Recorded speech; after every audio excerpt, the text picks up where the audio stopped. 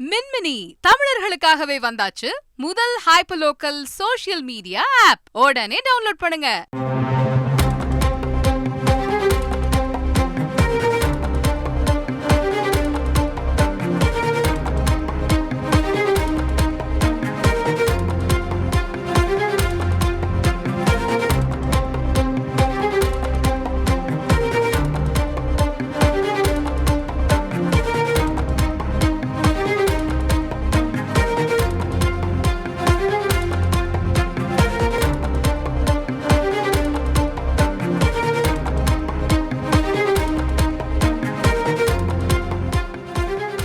அண்மை செய்தி. தூத்துக்குடியில் மீண்டும் திமுக வேட்பாளராக கனிமொழியை அறிவிக்க வேண்டும் என திமுக நிர்வாகிகள் ஒருமனதாக கோரிக்கை வைத்திருக்கிறார்கள். கடந்த முறை பெற்ற வாக்குகளை விட இந்த முறை அதிக வாக்கு வித்தியாசத்தில் கனிமொழியை வெற்றி பெற வைக்க வேண்டும் என்ற கோரிக்கை முன்வைக்கப்பட்டிருக்கிறது.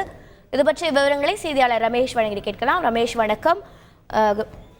திமுக சார்பில் வைக்கப்பட்ட கோரிக்கை என்ன? கடந்த முறை எத்தனை வாக்குகள் வித்தியாசத்தில் கனிமொழி வெற்றி பெற்றார்? மேலும் விவரங்கள் என்ன? வணக்கம். தூத்துக்குடியில் மீண்டும் திமுக வேட்பாளராக கனிமொழியை அறிவிக்க வேண்டும் என்று தூத்துக்குடி மாவட்ட நிர்வாகிகள் திமுக தேர்தல் ஒருங்கிணைப்பு குழுவிடம் ஒருமனதாக கோரிக்கை வைத்திருக்கிறார்கள். கடந்த 2019 நாடாளுமன்ற தேர்தலில் தூத்துக்குடி நாடாளுமன்ற தொகுதி வேட்பாளராக கனிமொழி கருணாநிதி போட்டியிட்டார். அவர் அங்கு வெற்றி பெற்று எம்பியாகவும் இருந்து வருகிறார். மீண்டும் அவருக்கு வாய்ப்பு கொடுக்கப்படும் என்ற தகவல் வெளியாகி வரக்கூடிய சூழல்ல தொகுதி வாரியாக திமுக தேர்தல் ஒருங்கிணைப்பு குழு மாவட்ட நிர்வாகிகளிடம் ஆலோசனை மேற்கொண்டு வருகிறது.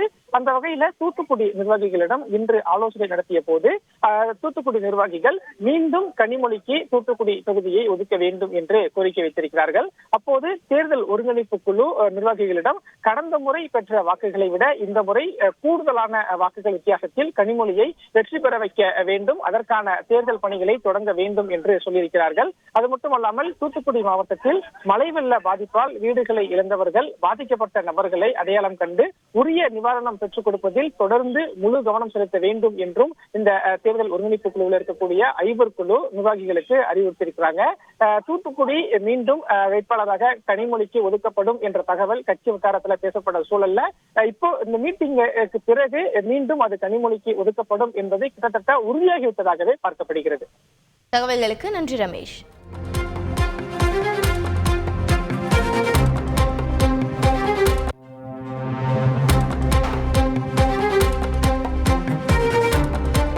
மின்மினி தமிழர்களுக்காகவே வந்தாச்சு முதல் hyper local social media app. உடனே டவுன்லோட் பண்ணுங்க.